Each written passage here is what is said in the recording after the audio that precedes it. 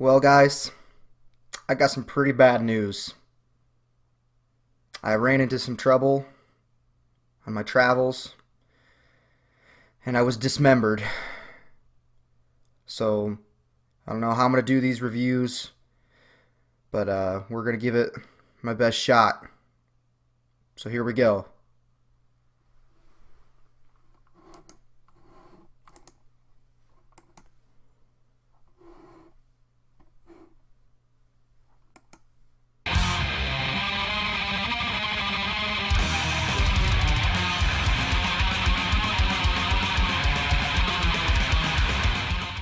What's up, guys? Welcome to a less hungover and less tired edition of Young James Does Death Metal.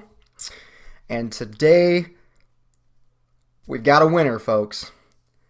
Today, we are doing As an Everflowing Stream by Dismember. Now, before I talk about it too much, I did a recap on the last episode and talked about why I'm doing this series. It's for a podcast called Into the Combine.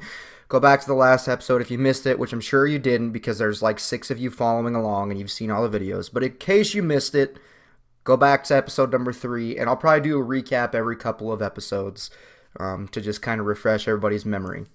So, I've never heard Dismember before, which probably means I'm a bonehead, and I understand that. There's some people out there that are probably like, you've never fucking heard Dismember. No, I've never fucking heard Dismember, okay? I'm sorry. With that being said, this was like a really fresh take, I guess you could say. Never having heard it, it was, I guess, just kind of, here's a chance to get some fresh opinions, I guess is what I'm saying. I don't know if that makes sense. Anyways, activity. Surprise, surprise, I was driving. But one funny thing about this is, I didn't start listening to it until Monday, and it's Wednesday now. And I liked it so much when I listened to it Wednesday night that I actually woke up on Tuesday morning and listened to this album while I was in the shower and everything, because that's how fucking much I like this album. So, what beer am I drinking? Miller High Life. Side note, I've only ever had a couple of these. These things are delicious. And if I had to describe this album in a few words, I would say, fuck yes. So let's get into it. I fucking love this album. Right from the fucking start, I was in this album. This album is fucking amazing. I feel like an idiot for never having listened to Dismember before. It's just fucking good, guys.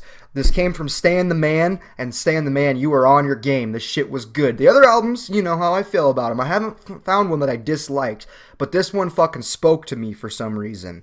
So, it was way more of a speed album, which is like exactly what I needed because I listened to 2 kind of more groovy albums before this, and I said I was looking for something to be a little bit more extreme and to hear the faster and harder things of death metal, and I'm glad I fucking put this where I did on the list because it just hit the spot. So it almost ventures into like a grindy, like almost even power violence kind of vibe to it. I mean, it's obviously death metal. It's not grindcore, but it does walk the surface of being a grind album a little bit, I would say. Now, again, I don't know much about grindcore either, so I could be an idiot. I am an idiot, like I keep saying. Honestly, at points I forgot that I was listening to a death metal album, because I just enjoyed it that much that it wasn't even like, oh, here's a album to get you into death metal. Like, no, it just sounded like an album that I would listen to and enjoy without caring about what genre it was. And the weird thing is, at times it almost felt like I said, like a metallic hardcore power violence album.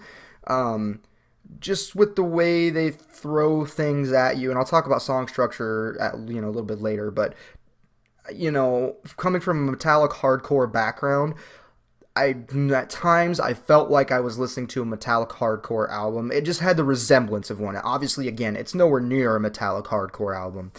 But the thing about it was, then it would just bring in like a lead or a different kind of riff or different kind of whatever, and it just reminds you you're still listening to a death metal album. And that was really cool that I could kind of like drift off into space, and then all of a sudden it would remind me, but no, you're still listening to death metal. Loved it. The guitar leads and solos and like the melodic part of it adds so much depth. I mean, it's just kind of crazy how, you can have one guitar doing like this kind of more thrashy riff, and then you have the other guitar playing these kind of like super melodic solos. I don't know what else to say about it other than I just thought the guitar leads really added a lot of depth. I feel bad for the drummer because it's so fucking fast all the time, but it's super tight still. The drummer does an amazing job of keeping up with the speed, but you don't hear a lot of slop in the way he plays. I mean, he's just a fucking human metronome hitting that snare as fast as he humanly can. And then there was these times when the drummer would throw in like this fast double kick, but he's just grooving on the the hi-hat or whatever you want to call it in the snare. So he's just got this groove going on, but then he's double kicking underneath. Oh! I fucking love this album. It's so fucking good. Every time I heard it, it made me say fuck yes. There was so many times when I would be like, fuck yes, that is cool. And for some really odd reason, it made me want to go listen to Harm's Way's latest album, Post-Human. I don't know why. Post-Human has kind of some of the same like fast parts in it because it's a hardcore album, and I almost draw a little bit of a resemblance between the vocalist for Dismember and the vocalist for Harm's Way. Now again, that's just me. I mean, you guys might not see that at all, but for some reason it spoke to me that I wanted to go listen to Harm's Way. So overall, it's exciting. It's an invigorating album. And it makes you want to fucking punch someone. It just makes you want to punch shit.